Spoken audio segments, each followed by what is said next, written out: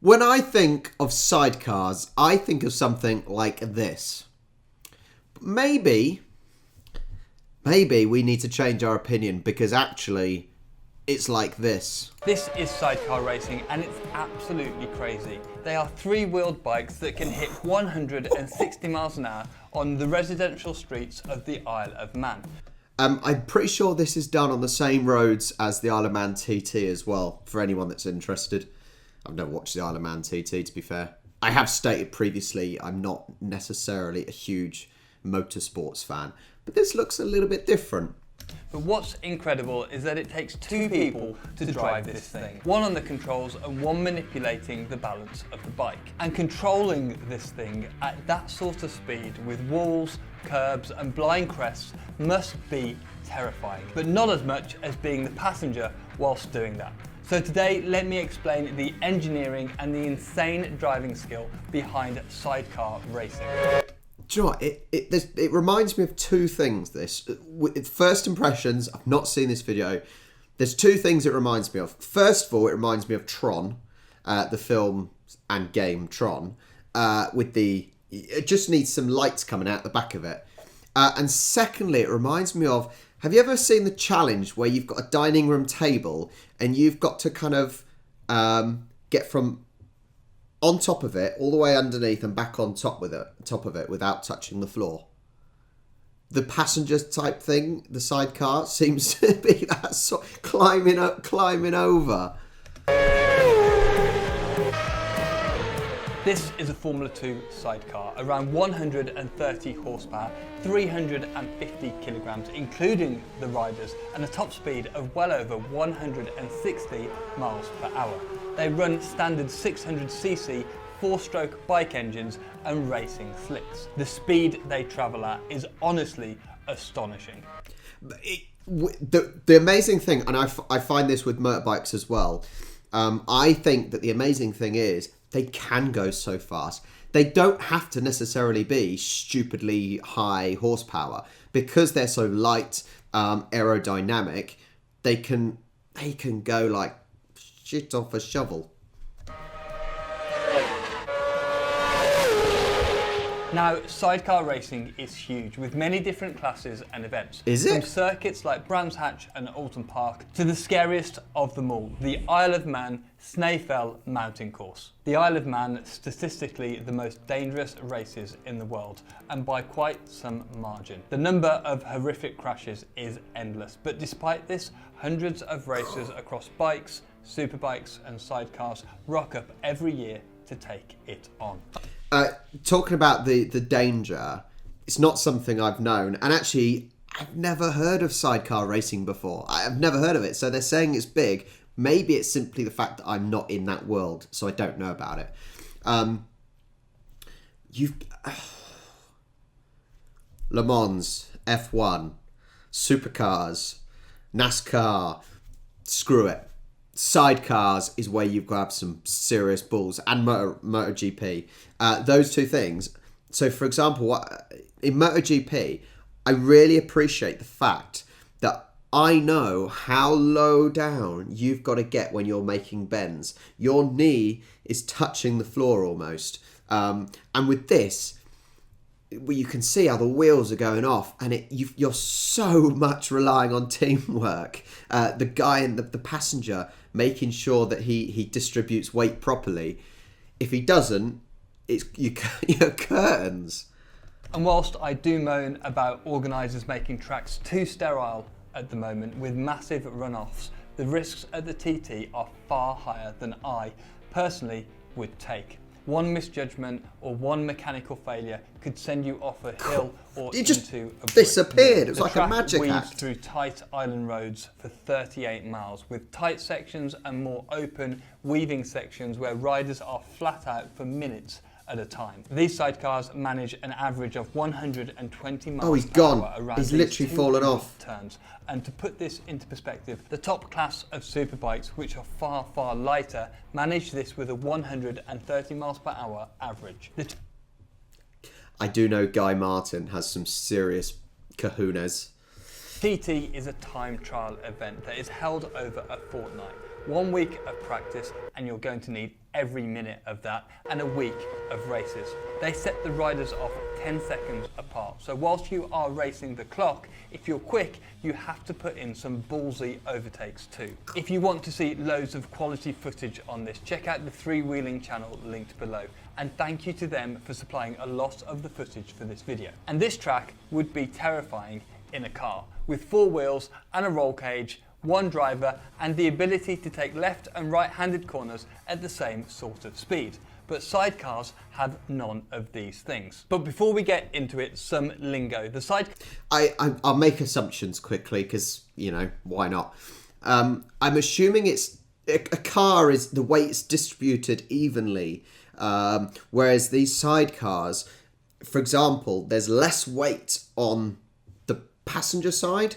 And therefore, if you are turning left, whichever way, if you're turning so the weight is going towards the driver, then it may tip.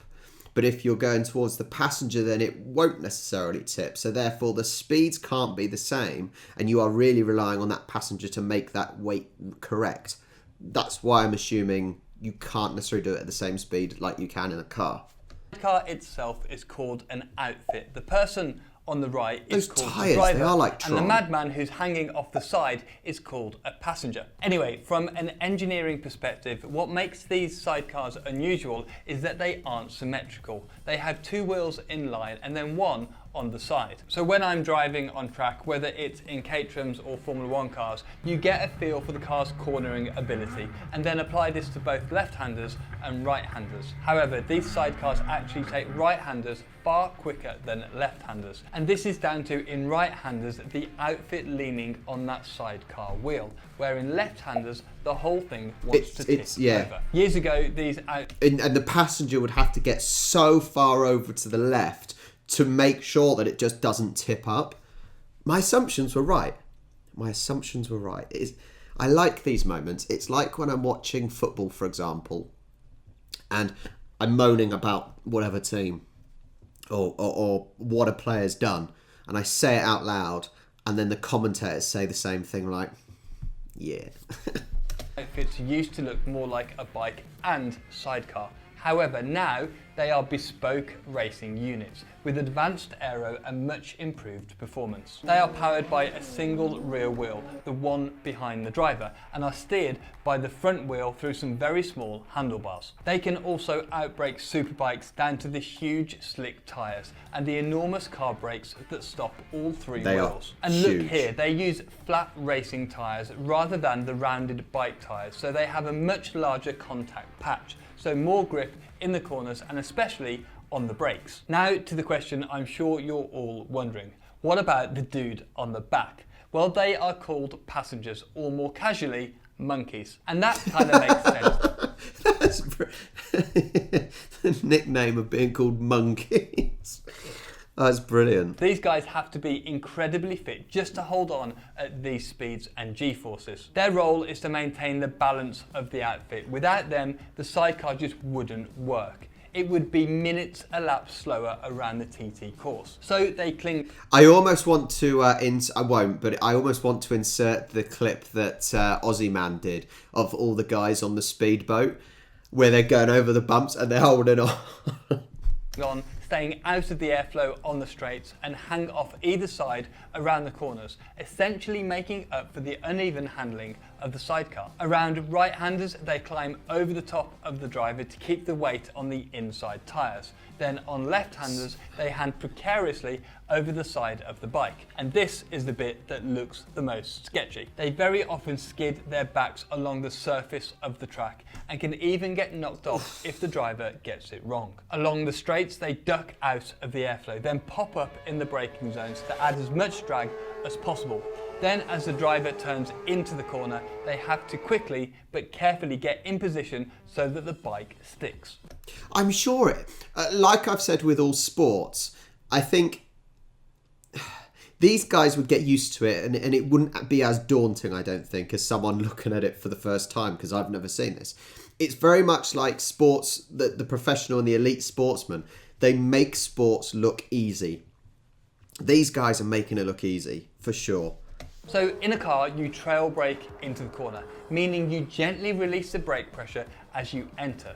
This is all to transfer the weight of the car as gently as possible. On a sidecar, the driver is still doing this, but with the added component of another person moving around too. And it must be so tough to coordinate these two things. There's just perfectly. loads of handles on it as well. Some passengers even count or feel the bumps. Also, they don't need to pop their head up to see when the next corner is coming, which around a 38-mile lap is mighty impressive. As you can imagine, it takes enormous trust from both parties. The driver has to trust that the passenger will be in place to give him grip when he needs it.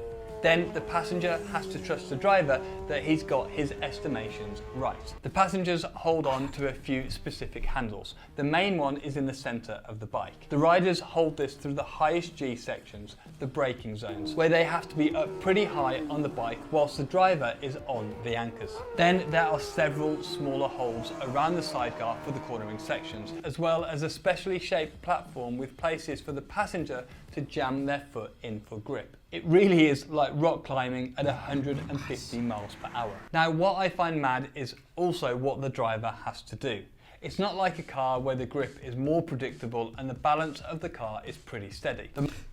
So he's going to talk about the driver now, and from an outside view here, it almost comes across like actually the main task is on the passenger and the driver just drives and it's fairly straightforward. So it's interesting to hear what the driver technically has to do. The most a car changes is when the tyres wear or the fuel burns off, both of which happen slowly and predictably. But on these bikes, if the passenger isn't in the right place at exactly the right time, the bike won't have the grips you expect it to. There really are two people steering these sidecars. But the thing I can't get over is the enormous risk that every driver takes on this track. Many of the riders have rituals where they hug their families every time they get on the bike at this track, even in practice. There are too many crashes, many of which are tragic, so you can imagine the nerves when sat at that start line. I recently did the Bathurst videos, and we looked at the fact how safe these vehicles are. You're in a roll cage, you're strapped in, all the placements of the mechanical parts and fuel parts are placed so well. The car crumples, but you are in sort of your own little container. You have none of that in this. You have none of it in this. It's like MotoGP, but on steroids. I've said that phrase slightly with other things. But you are on your own. Look at this. There's a guy, he's just gone flying off. There's no protection except your helmet and your overalls. I think you would call them overalls. But as we all know, all motorsport can be dangerous, and we go into it knowing the risks. The skill, composure and dedication from these riders demands huge respect. One thing I had to find out was, how do you build up to doing this? How do you first learn the ropes in hanging off the side of a sidecar at silly speeds? Well, just like what karting is to single-seaters, miniature sidecars is to sidecars. These are awesome. They are called mini F1 sidecars and they race on kart circuits. The racing is brilliant with some awesome battles and some massive sends. You can really see how the passengers move the weight around, getting on the inside of each corner, hanging way off the side of the outfit. You should watch. The people driving them look far too big for that.